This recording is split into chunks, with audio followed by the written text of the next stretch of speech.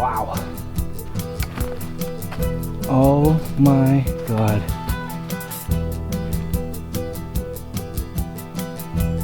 Wow.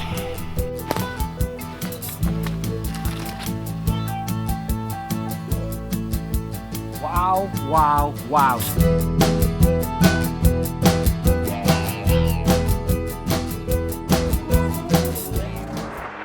Well, as you guys all know, the site that I found recently and been working, Papa's name was William. That site, it's been great, amazing find. The wall to the north of the property, I'm finding out runs forever. And because I spend so much time following these walls and exploring, I've come to the realization that it actually connects to a wall that Waynos and myself found back in January and we're kind of puzzled about. So let's go back to January for a couple minutes and then re-catch up here. Wall. Yeah, there's a wall. Huh. Good sign, getting close to something. Right. That's an interesting point. We just walked 20 minutes out beyond the established farm through a whole bunch of this, and we come up to a wall out here. I mean, the land pretty much looks the same on the other side. That wall's here for a reason. So after finding that site recently and realizing that there are home sites out here in the worst conditions, we have to go back to that wall and look on the other side. Looking at the maps and guessing, that wall goes on for like 2 miles. It may even go further, but this is the chunk of land we have access to. So I got about a 25-minute hike in to the wall, then the searching will begin. The other thing is too, when we entered this area, there was a lot of snow on the ground, so it's going to be a lot better looking in now. We're almost there. That river we crossed back then, I can hear it from way up here, so it must be ripping.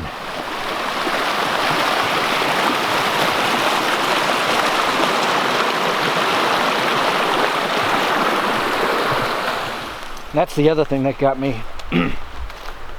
Where there was a bridge there at one point in time, there's big rocks in there.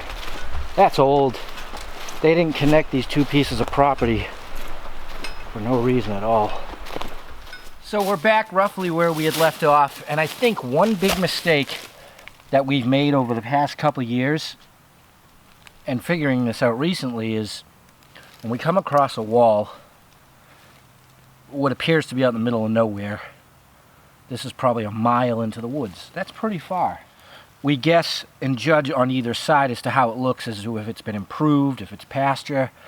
But some of the sites we've been finding recently, like William's site, it doesn't look good no matter where you look in over the walls. This is very flat, but I can see right out here, all from logging. That stuff is probably from the 30s and 40s. It's very consistent how it looks. But like I said, this wall, being that it connects to that other farm, is what makes me have to come back here and look. We'll scan a little bit anyways, because loggers drop things too, so let's take a look-see. There's actually a lot of iron out here.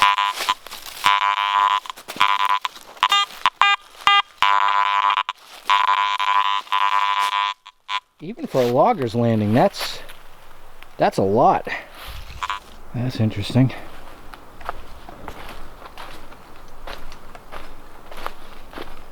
You can tell the difference between a logging road and a cart path, but then again, if the loggers came in here and took the path of least resistance, maybe they went up the cart path. Wow. Oh my God.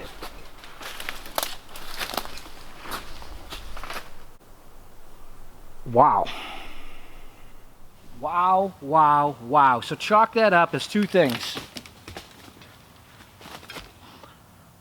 When we first assessed the situation and looked over at the wall, we were off. Just didn't think it was possible up here. But the hunch feeling to go back was right. I cannot believe this is out here. I say this a lot, but in reality, I didn't think we would be finding too many cellar holes this season, to be honest with you, because of how thorough we've been in our county. Well, let's turn the machine on and see what the ground sounds like.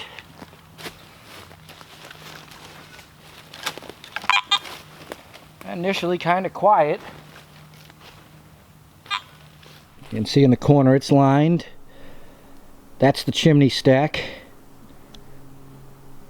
This is unreal.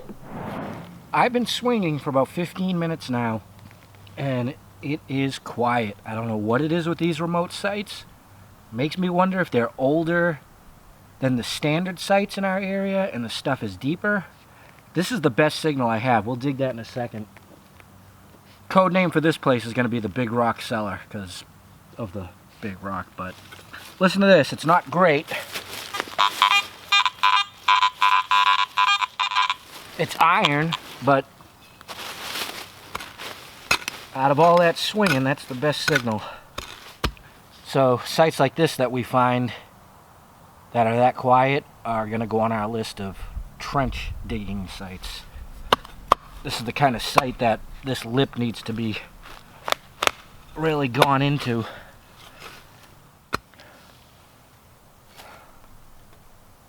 Huh. That's a big nail. More of a spike. So that's what we got so far. 45. I was gonna say, there's no way there can't be anything out here. Highly unlikely anybody's actually hit this spot. I mean, again, this could be hunter related.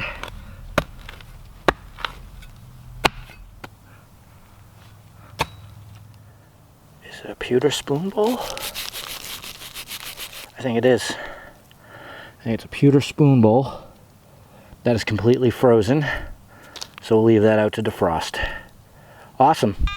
So this one here, I just tried opening up the ground. It's frozen, but upper 60s does not sound deep.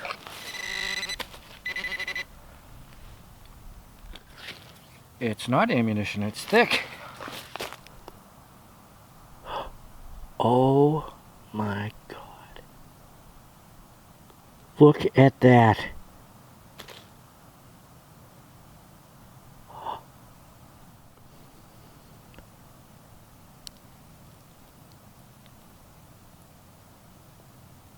Is there a stone or something in that hole? That's the scary thing. Well, I'm not going to bother trying to dig around that. I will let that sit, and when the ground is soft, I'll come back and pull out all the soil, but jeez.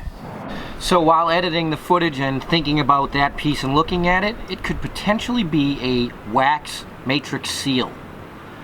It was very common for them to be worn on a chain, and the way that swivels really makes me think so. So hopefully, in days to come, getting back out there, the ground will be defrosted and we can look for glass, ceramic, or just something that was in the middle of that. We'll give it a little bit more time. The goal for today was just to see if there was a site actually out here. And yes, there is. So out of curiosity, the lip is just dead quiet. It should completely sound like this. Iron from nails, right? People will say, oh, well, somebody probably hit that site. Even if they did, it would be a consistent noise floor of iron around the entire thing. It's just dead quiet.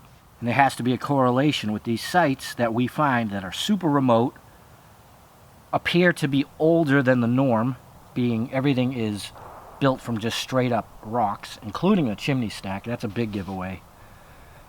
But the finds are thin and they're very quiet. I think I figured it out. I was thinking about that site and the other silent cellar hole sites, and what is the one thing that they all have in common. Some of you may know I've been an amateur radio operator for about 18 years now, and when you hear me say RF, I'm speaking of radio frequency. Your metal detector is a transceiver. It transmits, it receives. It operates on the same principles as radio. So coming up soon, we're going to test my theory, and if it's correct, it changes a lot of things. So you'll have to keep coming back and watching. But we're just going to dig right here where the iron noise is. See what's in there. That's how it should sound. I see that one wasn't even deep, and that's a proper old nail. Place should be loaded with them. Yeah, all that noise was one nail. Out of curiosity, let me see if I can get it deeper.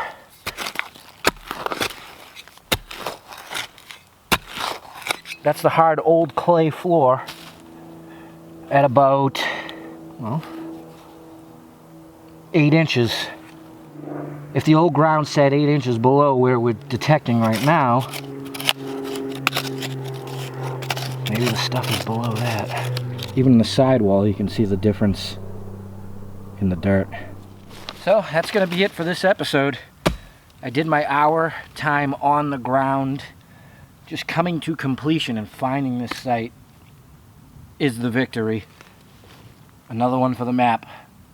And I'll definitely be returning. Got to work this one, Williams site, and then there's still hundreds of acres that way that need to be checked. But that's what Not Thursdays are all about. Take it slow, enjoy the day, get out, explore your world, and keep it simple. Alright, we'll see you soon. Until next time, enjoy your Not Thursday.